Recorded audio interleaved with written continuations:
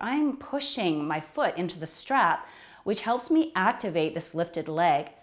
And I find that this is a problem for a lot of students. As I look out into my class, I see that the foot they have in the air is often kind of passive. Hi gang, Denise here, and this is Pose of the Week.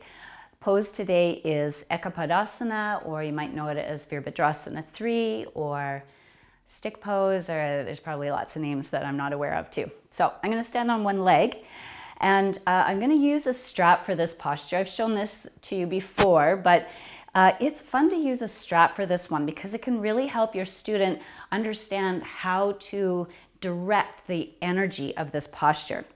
All right, so I'm going to stand on one foot here, and I always take a moment to connect foot to core.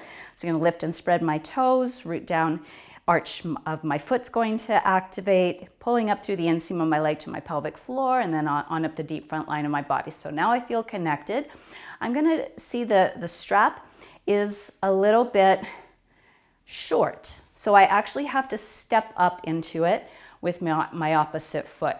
So I'll stay connected to my core, and then I'm going to start pushing my foot into the strap. So say a beginner doing this posture could stay right here, but if you have people who are ready to go into a little deeper version, then people can just absolutely go to whatever depth they want. But they're getting this information, like I'm pushing my foot into the strap, which helps me activate this lifted leg. And I find that this is a problem for a lot of students. As I look out into my class, I see that the foot they have in the air is often kind of passive. You know, I want to see that their toes are active and the foot's active so that the whole leg is active.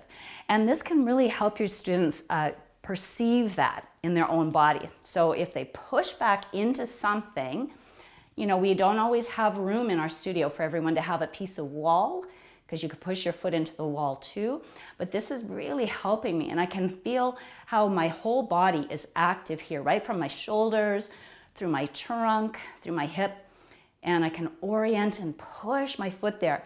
And then we can do a second round where we have our students go into the posture, but now they know how to activate that lifted leg, and they can really break into a much stronger iteration of that posture.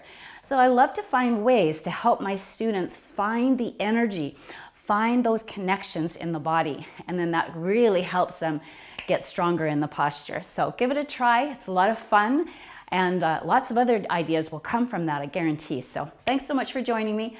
Bye for now.